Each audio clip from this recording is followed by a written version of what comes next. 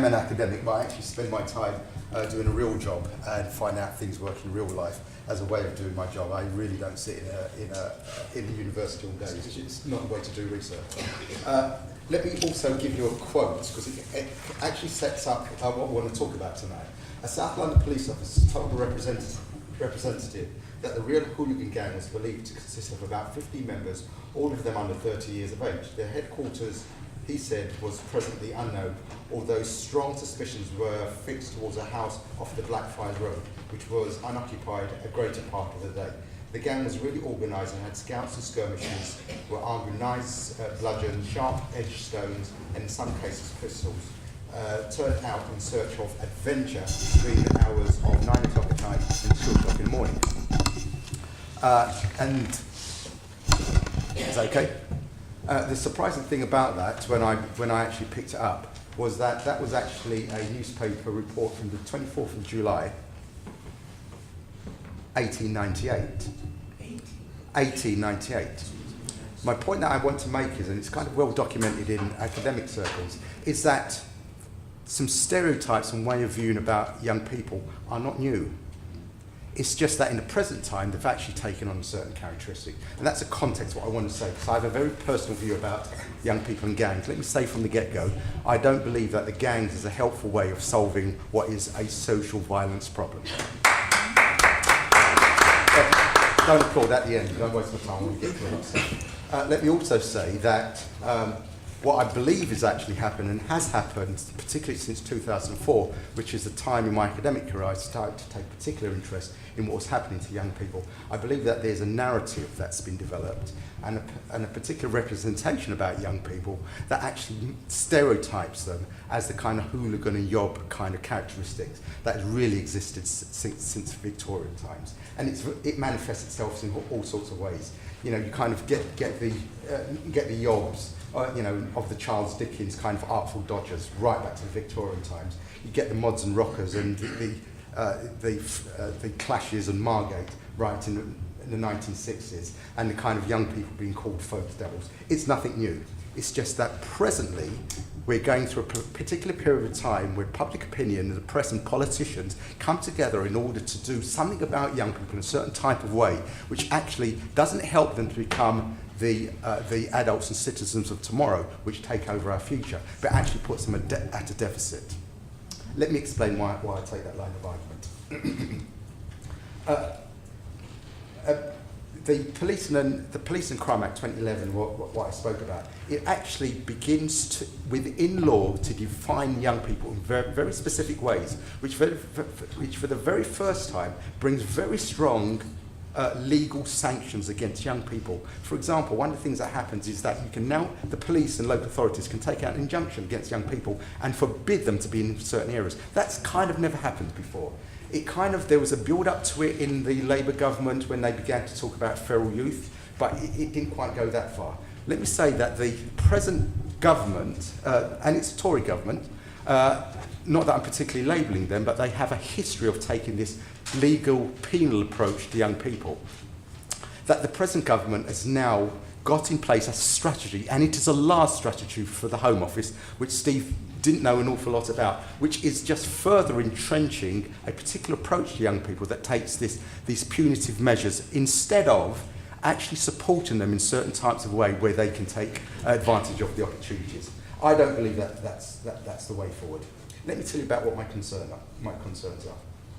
Presently, the actions that have been taken against young people are just constructing them as being pathological, having something wrong with the way that their youth cultures work, and sets them up against the rest of society. That society takes a particular view of young people. I work with problematic young people in gangs all the time. And most of the youngsters that I speak to, they're called hard to reach. If you come as a copper and you want to arrest them, they will be hard to reach because they will reject you. As a teacher and as a researcher and an educator, if you come at young people with a certain approach, they are not at all hard to reach. In fact, people, where social workers and others tell me youngsters are hard to reach, I actually find that youngsters want to sit down and tell me about their problems. I don't see young people in a deficit model. I actually come at them with another model. That's the model I don't see in general society. That's my first problem. My second problem is that the way that the government has formed this ending gangs and youth violence strategy, and the way that the idea about the gang as it trenched itself in academics and now within government policy, not only at a national level but at a local level, it actually puts young people up and views them in terms of risk and risk assessment. That's a wrong way of coming at young people. And all the risk assessment and the risk paradigm does is, it actually just, it sets up what they call a scale approach, just to bring different levels of punitive measures against young people, or punishments against young people. I was in a conference, I do a lot of work with America, and I was speaking to their police chief about in 2008, and it's on record in the Police Commission of Baltimore, which also spoke to the Evening Standard, which said, we cannot police away the problem.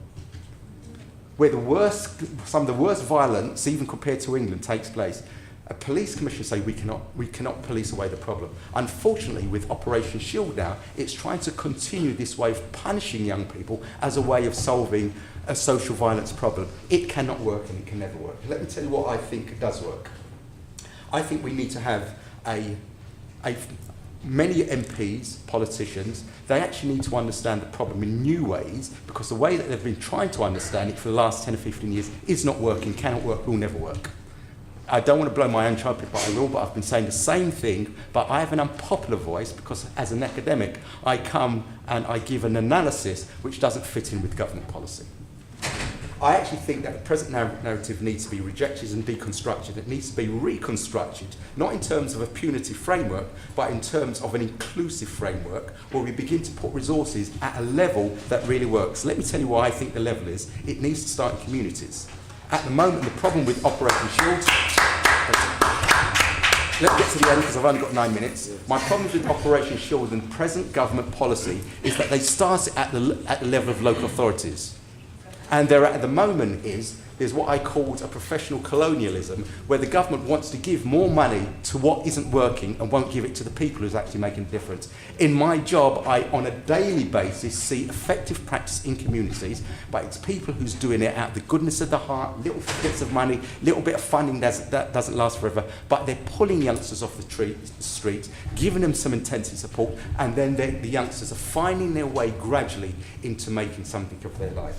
That needs to be done more. Let me tell you quickly about a couple of resources, because there is a lot happening around London at the moment, and I will work with Ben Marcus. There's a group of people, that community groups across London, who are beginning to say the money cannot keep going to the Home Office. Tens of millions of pounds. It cannot be going to the big charities, the big organisations, who frankly are wasting it. My view is they're wasting it.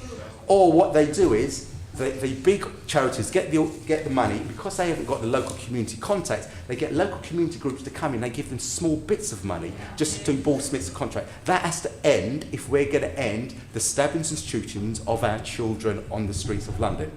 What needs to happen at this point, everyone in this room, I will make available to Ben Marcus on his website, so you can link up with other community groups across London, because now we want to create a network where people on the ground will start to put pressure on the government, put pressures on MPs who don't understand the issues, to say, take the money away from where it's being wasted, let the Home Office and Operation Shield and MOPAC go. It's wasting money. MOPAC has just, the Mayor's Office has just issued another £1 million to the Safer London Foundation, and it's a big thing in the press at the moment, waste of money. Give it to local community groups. I can guarantee, not overnight, it's so entrenched now where probably in the second, if not third generation of youngsters who are in these cycles of social violence, it will take us some time to extricate them. With the people, the mothers, the elders, the brothers, the cousins are doing something on a day-to-day basis on the everyday practice of young people over a period of time. I believe within a generation, we can actually change the face of London.